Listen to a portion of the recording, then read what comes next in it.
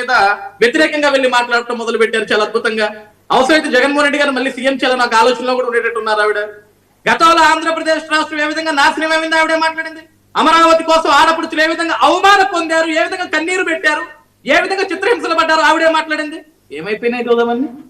అంటే సార్ ఒక కొటేషన్ ఉంటుంది వర్మ గారు, రాజకీయాల్లో శాశ్వత శత్రువులు శాశ్వత మిత్రులు ఉండరు. ఎక్కడ అవకాశం ఉంటే అక్కడికి వెళ్ళిపోవచ్చు, దట్ ఏం లేదు. ఈ రోజు నాకు జనసేనలో అవకాశం లేదు కాబట్టి ఇంకొక కొత్త ప్లాట్ఫామ్ వేసుకుంటే అంటే రజనీకి ఒక క్లారిటీ ఉంది. ప్రతిపక్షంలో కూర్చొని వాయిస్ ఎక్కువ వినిపిస్తే మన ఫేస్ ఎక్కువ కనపడుతుంది, మన వాయిస్ స్ట్రాంగ్ గా వినపడుతుంది. సో మనం ఏం చెప్పినా ప్రజలు నమ్మేస్తారంటే దాట్స్ నాట్ రైట్.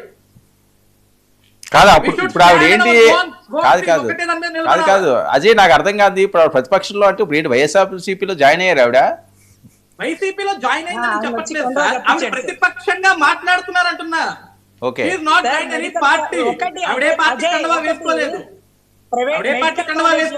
అజయ్ ఒక్క నిమిషం అజయ్ ఇస్తాను. ఒకటి మెడికల్ కాలేజీల ప్రైవేటీకరణ గానీ, భూముల విషయాలు గానీ, అక్రమంగా ఇళ్ల మీద దాడి విషయం కదా, వీటి గురించే మాట్లాడాం కదా. ఓడిపోయినప్పుడు వెళ్ళిపోతారు ఎవరన్నా. ప్రభుత్వం 3 ఏళ్లు ఉండగా ఎవరు పోరు. ఇవాళ కాకపోతే రేపైనా కాపు కాసుకుంటే ఏదో ఒక పదవి రాకపోదు. నా చదువు 5-6 డిగ్రీలు, పోస్ట్ గ్రాడ్యుయేషన్, డాక్టరేట్ ఇవాళకి వస్తే రేపైనా వస్తుంది అజయ్ అన్న. పదవి కోసం పోలా, ప్రభుత్వం చేస్తున్న తప్పులను ఎదిరించిపోయా. నాకు కాకపోతే ఎవరికి వస్తుంది?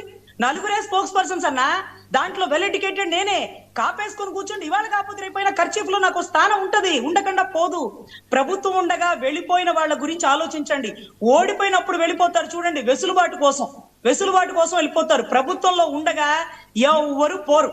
పోయారంటే ఆలోచించండి, ఎందుకు ఆ ఫలాలని అనుభవించకుండా అన్నాళ్ళు కష్టపడి ఫలాలు తినేయడానికి చేతికాడి నుంచి ఎందుకు రాలుపుకున్నారని ఎంతమంది అడిగితే నేను చెప్పిన సమాధానం, కళ్ళ ముందు జరుగుతున్న తప్పుని ప్రశ్నించకపోతే కర్ణుడు సైతం పతనం అయిపోయాడే. నువ్వు నేను ఒకటి లెక్క అజయ్ అన్న, 17 మెడికల్ కాలేజీలు ప్రైవేటీకరణ చేస్తే వైద్యం నీకు నాకు అందుతుంది, పేదవాడికి అందుతుంది అన్న. మనం కూడా పేదవాళ్ళమే కదన్నా, దాన్ని ప్రశ్నించకూడదా? ఇంకా కూడా లక్షల ఎకరాలు కావాలా? ఇంకా కూడా ఉమ్మడి రాంబాబు ఇంటి మీద దాడి కాదు, రేపు నీ మీద నా మీద దాడి చేస్తే కూడా వాళ్ళు ఎవరు ప్రశ్నించరు. ఎందుకంటే ఆ రోజు మీరు సపోర్ట్ చేశారు కదండి. ఈ రోజు దాడి చేస్తే మళ్ళీ ప్రశ్నిస్తారేంటండి? ప్రభుత్వాలు మారిపోతే ఇదే యాంకర్, ఇదే రిపోర్టర్ కూర్చుంటాడు. అప్పుడు ఏం సమాధానం చెప్పాలి? తప్పుని ప్రశ్నించడానికే బయటికి వెళ్ళాను కానీ తుచ్చమైన పదవుల కోసం అని అడగండి అన్న. ఎందుకంటే పదవి ఇవాళ కాకపోతే రేపు నాకు వస్తుంది. మీకు తెలుసు ఎంత కష్టపడ్డానో. ఒక ప్యానల్ నుంచి పవన్ కళ్యాణ్ గారు పంపిస్తే స్టాంప్ వేసి పంపిస్తారు చంద్రబాబు గారు. ఎందుకంటే అమరావతి ఉద్యమానికి కష్టపడిన ఆడబిడ్డ నేను. అవన్నీ మీకు తెలుసు. ఇవాళ కాకపోతే రేపైనా రాదా నాకు పదవి? నీకు తెలుసు కదా, మరి ఎందుకు వెళ్ళిపోయాను? అది ఆలోచించండి. ఓకే అజయ్ వర్మ గారు నేను అదే చెప్తున్నాను. స్టార్టింగ్ నుంచి కూడా నేను రజనీ గారి విషయంలో ఆవిడ ఆవేదన చెందటంలో తప్పేమీ లేదు. ఆవిడ నేను స్టార్టింగ్ చెప్పాను, షీజ్ ఏ ఫైటర్. ఫైట్ చేసింది, కష్టపడింది, ప్రతిపక్షంలో యుద్ధమే చేసింది. కానీ 24 నెలల్లో నేను ప్రశ్నించడానికి మళ్ళీ బయటకు వచ్చా అంటాం. ఈరోజు ప్రభుత్వ మెడికల్ కళాశాలలో ప్రైవేటీకరణ జరిగిపోయిందా? 1 కోటి సంతకాలు తీసుకున్నారమ్మా రజనమ్మ, 1 కోటి సంతకాలు తీసుకున్నారు. ఆ 1 కోటి సంతకాలు ఎవరు పెట్టడం నాకైతే తెలియదు. 1 కోటి సంతకాలు తీసుకెళ్లి గవర్నర్ గారికి ఇచ్చారు. ప్రోగ్రామ్ అయిపోయిందా? అంతేనా? ఇక అయిపోయింది. జగన్ బెంగళూరు వెళ్ళిపోయాడు, గవర్నర్ గారు కట్టిచ్చేసి 1 కోటి సంతకాలు కట్టిచ్చేసి వెళ్ళిపోయారు. రోడ్డు మీద 1 కోటి సంతకాలు పెట్టిన వాళ్ళందరూ కూడా ఇళ్ళకి పడుకున్నారు. అయిపోయింది. ప్రైవేటీకరణ జరిగిందా? ఏ మెడికల్ కాలేజీలో కూడా పనులు జరగట్లేదు, ఈరోజు నిర్మాణాలు జరగట్లేదా? ఆగిపోయినాయి ప్రైవేట్ మెడికల్ కాలేజెస్ నిర్మాణాలు ఆగిపోయినాయి. ఒకటి తీసుకెళ్ళి చూపించండి నాకు.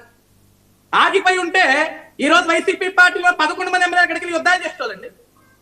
ప్రైవేట్ కాలేజీలు మెడికల్ కాలేజీలు ప్రైవేటీకరణ అని అంబటి రాంబాబు గారి దగ్గర నుంచి, జగన్మోహన్ రెడ్డి గారి దగ్గర నుంచి, ఆయన గుడివాడ అమర్నాథ్ గారి దగ్గర నుంచి అందరూ వెళ్ళి మెడికల్ కాలేజీల ముందు నుంచి ఉన్నారు.